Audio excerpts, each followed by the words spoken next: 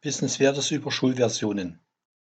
Durch den Erwerb einer Schulversion wird Ihnen die entsprechende Software in Ihrem Kundenkonto eingetragen.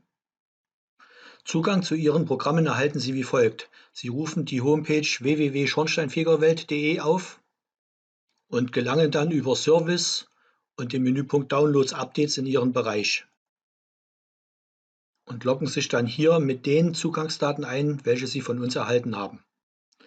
Durch den Klick auf Downloads Updates erhalten Sie nun Zugriff auf Ihre Programme.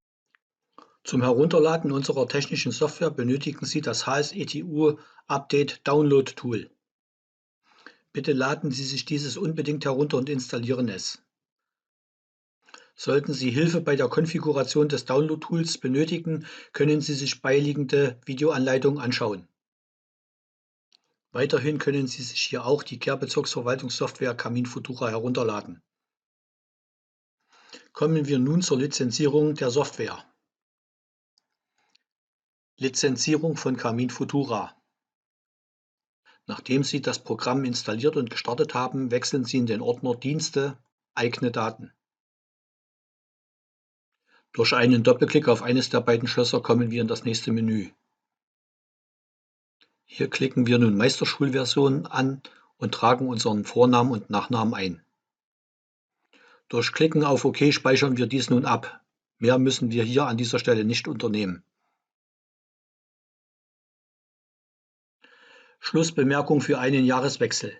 Um einen Jahreswechsel in das neue Geschäftsjahr durchführen zu können, benötigen Sie mindestens eine Version vom Dezember oder jünger. Andernfalls steht Ihnen der Jahreswechsel nicht zur Verfügung. Kommen wir nun zur Lizenzierung des Energieberaters. Nach dem erstmaligen Start füllen wir unsere Kundennummer aus und klicken auf Lizenz. Danach gehen wir mit weiter durch diesen Vorgang.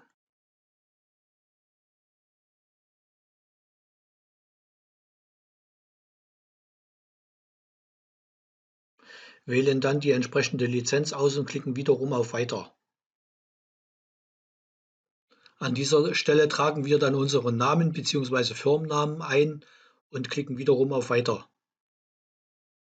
Hier speichern wir nun unsere Aktivierungsdatei und klicken auf Fertigstellen.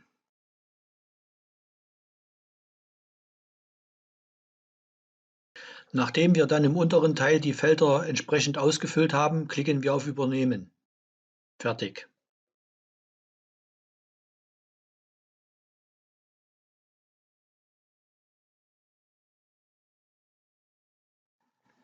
Die Lizenzierung anderer technischer Software wie beispielsweise dem Verbrauchspass läuft in der gleichen Art und Weise ab. Insofern ist der Vorgang zu wiederholen.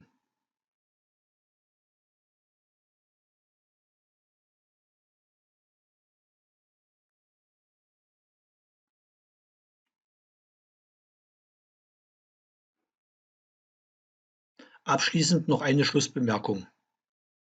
Sind Ihre Lizenzen ausgelaufen und wurden diese von uns entsprechend verlängert, können Sie den Lizenzierungsvorgang jederzeit im Programm noch einmal durchführen. Damit sind wir mit unserem Video am Ende angelangt. Wir wünschen Ihnen bei der Arbeit mit unseren Produkten viel Erfolg.